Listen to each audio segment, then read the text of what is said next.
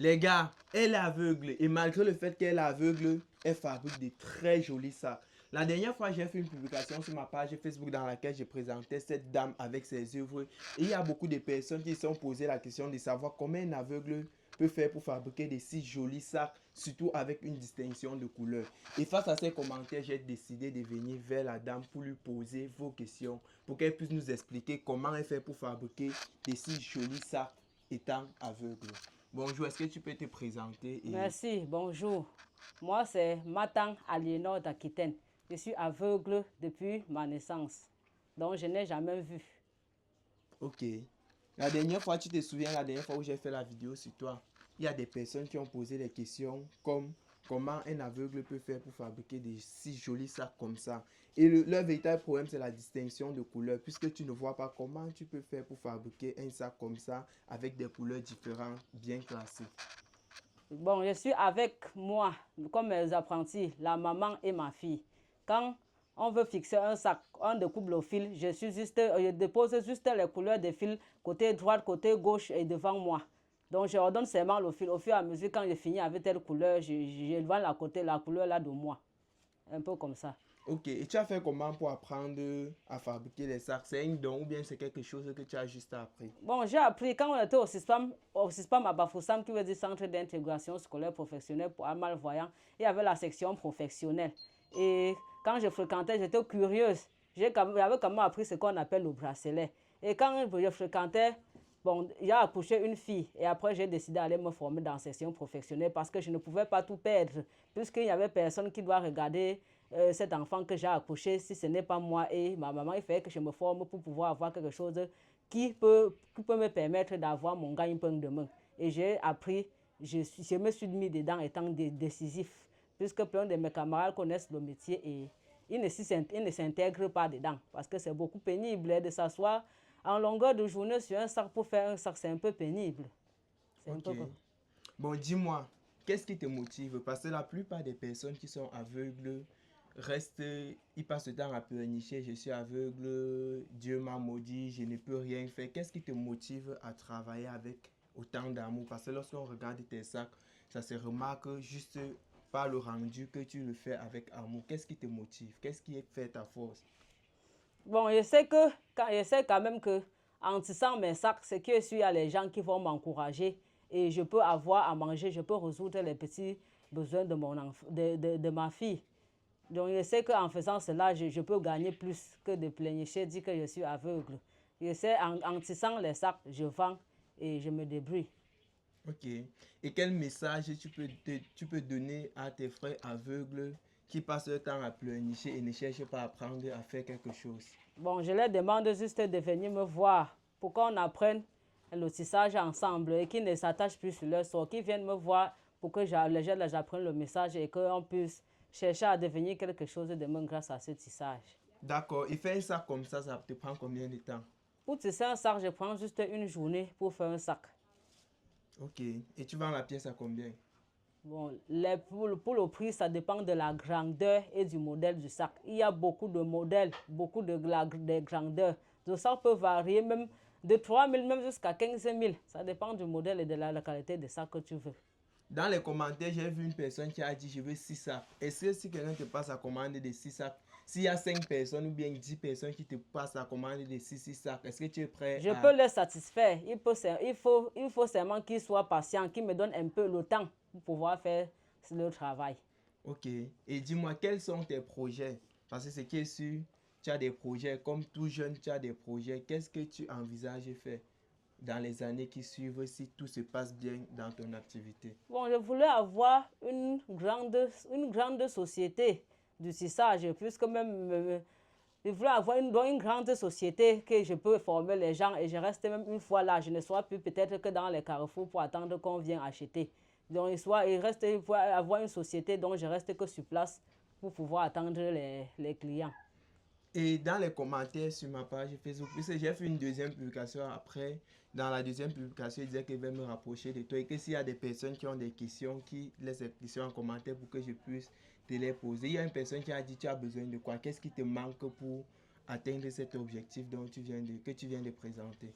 Il y a le matériel, la matière première. que j'ai besoin, qui est le fil nylon ou encore fil maçon, qui se vend très cher au marché Mbopi. Il y a les contreplaqués que j'achète aussi très cher. J'utilise même les fonds des bidons, tout ce qui est comme plastique, c'est ça que j'achète pour faire le bas de mes paniers. Il y a les perles que j'utilise pour mettre sur d'autres sacs, pour embellir les sacs. Ok, Oui, c'est un peu comme ça. d'accord. Et les gars, nous sommes également avec sa maman. Nous sommes également avec sa maman. Et on va poser quelques questions à sa maman pour qu'elle puisse nous expliquer comment ça se passe et tout. Parce qu'apparemment, sa maman m'a dit qu'elle est son élève, donc c'est elle qui forme sa maman. Je vais mettre le micro. Bonjour maman. Merci, bonjour mon fils. Oui, oui. D'abord, vous m'avez fait comprendre que vous êtes la maman d'Aliénor. Aliénor, désolé, d'Aliénor. Et qu'elle vous forme dans le tissage. Comme on voit, vous êtes en train de tisser. Parlez-nous un peu de votre fille et de son activité. Oh, je l'ai accouchée, elle était aveugle. Bon, j'ai fait tout à l'hôpital. On m'a dit qu'elle ne peut pas voir. Je dois l'amener au centre des aveugles à Bafoussam. Je suis aussi allée là-bas la laisser. Elle a fréquenté, finalement, quand elle a eu le BPC, elle a raté le probatoire. Elle est rentrée à la maison avec une grossesse. Après, elle a accouché. Je reste un jour et décide encore qu'elle va encore rentrer au CISPAM parce que là-bas, on apprend le tissage. J'ai dit oui, je suis partie payer. Elle est encore allée apprendre le tissage et elle est revenue. Elle m'a aussi appris, comme vous voyez là. C'est elle qui m'a appris parce que après ça, son papa était mort. Bon, on se battait comme ça, là, elle a appris le tissage, elle est venue avec, elle m'a aussi appris, parce que moi, je suis son élève, c'est elle qui m'apprend à tisser. Bon, maintenant, là, on se débrouille dedans, on mange que dedans. Parce qu'avec sa fille, là, ce n'est pas facile, hein.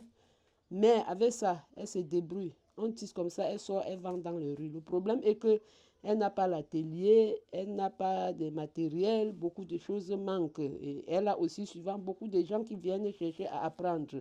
Ils n'ont pas là où s'asseoir pour apprendre. On s'accumule et tisse toujours ici dedans chez moi. D'accord. Donc, le souci, c'est qu'elle a besoin d'un atelier. Si elle a un atelier, elle va pouvoir communiquer sur les formations. Oui. Il y a beaucoup de gens qu'elle forment. Mais on n'a pas où s'asseoir, parfois pour tisser. Ok. Et j'aimerais savoir, dans l'enfance, est-ce qu'elle a eu du mal à accepter son handicap ou bien c'est avec le temps qu'elle a accepté que c'était... Vu qu'elle est née aveugle, elle a grandi avec... Elle n'a pas les problèmes hein, depuis l'enfance. Elle a grandi comme ça. Elle a grandi étant aveugle. Elle est née aveugle. Elle a grandi comme ça. Ok. Ok. Bon, merci maman. Je vais continuer avec toi. Voilà. Bon, je vais te poser une question. J'aimerais savoir, est-ce qu'il y a des personnes, est-ce que tu fais souvent face à la discrimination des personnes qui te traitent mal ou bien bizarrement parce que tu es handicapé? Bon, ça arrive. Il y a des gens qui traitent, comme même je suis dans les rues, là, il y a des gens qui passent. Elle fait des plans. Elle ne voit, elle veut faire comme si elle veut faire comme si elle ne voit pas. Ça se passe partout. On te dit ça directement que tu fais comme si tu ne vois pas. Oui, les gens disent qu'elle fait comme si elle ne voit pas. Elle fait comme si elle ne voit pas.